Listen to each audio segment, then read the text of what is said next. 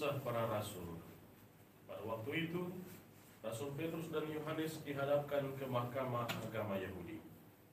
Ketika para pemimpin Yahudi dan tua-tua umat serta ahli-ahli Taurat melihat keberanian mereka, padahal keduanya adalah orang biasa yang tidak terpelajar, heranlah mereka. Dan mereka mengenal keduanya sebagai pengikut Yesus. Tetapi karena mereka melihat orang yang disembuhkan para rasul itu berdiri di samping kedua rasul, mereka tidak dapat mengatakan apa-apa untuk membantahnya. Lalu maka mereka menyuruh rasul-rasul itu meninggalkan ruang sidang. Lalu berundinglah mereka dan berkata, tindakan apakah yang harus kita ambil terhadap orang-orang ini? Sebab telah nyata kepada semua penduduk Yerusalem bahwa mereka telah mengadakan suatu mujizat yang menyolok dan kita tidak dapat menyangkalnya. Tetapi supaya hal itu jangan makin luas tersiar di antara orang banyak, baiklah kita mengancam dan melarang mereka, supaya mereka jangan berbicara lagi dengan siapapun dalam nama itu. Setelah kedua rasul itu disuruh masuk lagi, mereka diperintahkan supaya sama sekali jangan berbicara atau mengajar lagi dalam nama Yesus.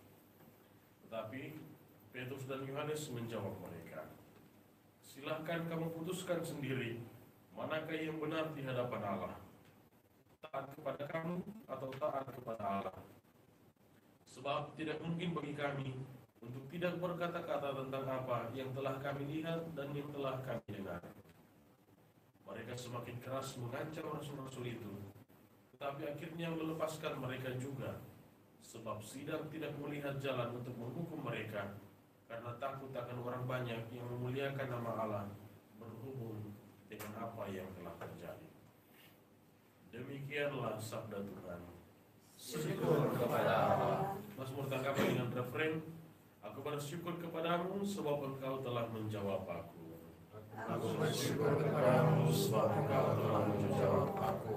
Bersyukurlah kepada Tuhan sebab Ia baik, kekal abadi kasih setianya.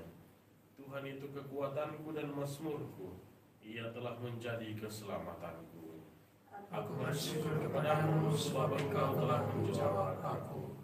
Tangan kanan Tuhan melakukan keperkasaan, tangan kanan Tuhan berkuasa meninggikan. Tuhan telah mengajar aku dengan keras, tetapi Ia tidak menyerahkan daku kepada maut. Aku bersyukur kepadamu sebab engkau telah menjawab aku. Bukakan aku pintu gerbang kebenaran, aku hendak masuk ke dalamnya, hendak mengucap syukur kepada Tuhan. Inilah pintu gerbang Tuhan, orang-orang benar akan masuk ke dalamnya. Aku bersyukur kepadamu, sebab engkau telah menjawab aku dan telah menjadi keselamatanku. Aku bersyukur kepadamu sebab engkau telah menjawab aku. Haleluya, haleluya, haleluya, Haleluya, haleluya, haleluya. inilah hari yang dijadikan Tuhan. Marilah kita bersorak-sorai dan bersukacita karenanya. Haleluya, haleluya, haleluya. Tuhan sertamu. Dan sertamu juga. Inilah Injil Yesus Kristus menurut Santo Markus. Dimuliakanlah Tuhan. Setelah Yesus bangkit dari antara orang mati, pagi-pagi pada hari pertama minggu itu, Ia mula-mula menampakkan dirinya kepada Maria Magdalena. Daripadanya Yesus pernah mengusir 7 setan. Lalu Maria Magdalena pergi memberitahukannya kepada mereka yang selalu mengiringi Yesus, dan yang pada waktu itu sedang berkabung dan menangis.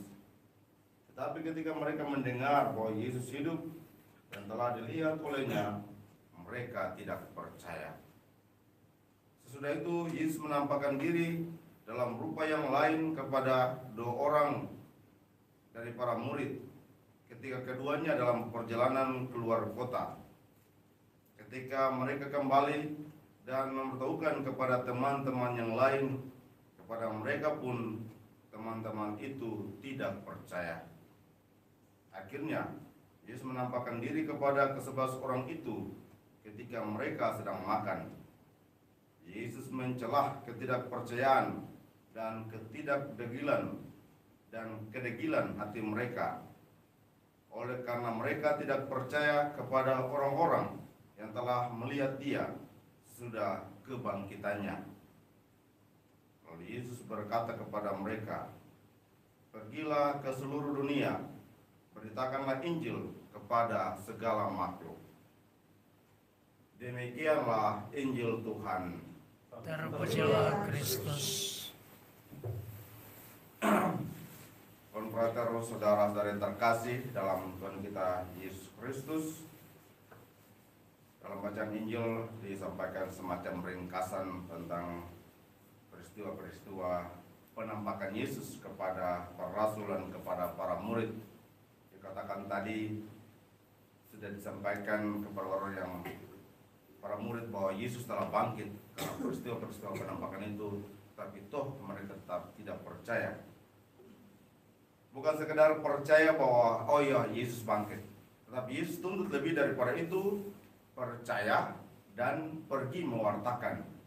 Bukan sekedar percaya oh ya sudah bangkit ya sudah, tetapi harus sampai pada tingkat pewartaan seperti yang dikatakan dalam bagian akhir dari Injil.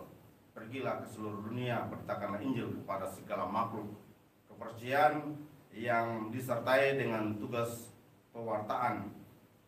Dan Yesus terus membuat itu penampakan terus menerus sampai mereka percaya, dan kepercayaan itu ditunjukkan dalam peristiwa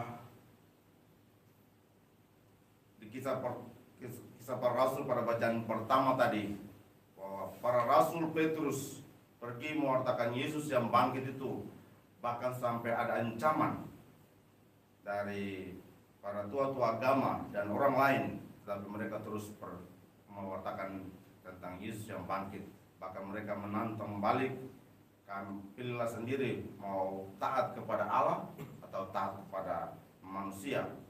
Harus keyakinan iman ini dan cara pewartaan ini yang harus kita laksanakan. Bagian dari percaya pada kebangkitan Tuhan, bukan sekedar percaya dan rasa nyaman saja. Pengalaman untuk pewartaan ini, banyak orang yang belum mengetahui secara detail tentang Kristus, secara detail tentang gereja Katolik dan lain sebagainya. Pengalaman tentang pergi tugas Paskah misalnya, pengalaman waktu ke Taliabu, hal yang sama terjadi, dan juga kemarin ketika transit di Makassar juga terjadi. Ketika bercerita dengan satu bapak saat duduk makan, lalu cerita, saya dari Ambon. Ditanya dari mana? Oh dari, mau kemana? Mau ke Ambon. Memang bapak di Ambon? Ya. Lalu tanya lagi, Acang atau Obed?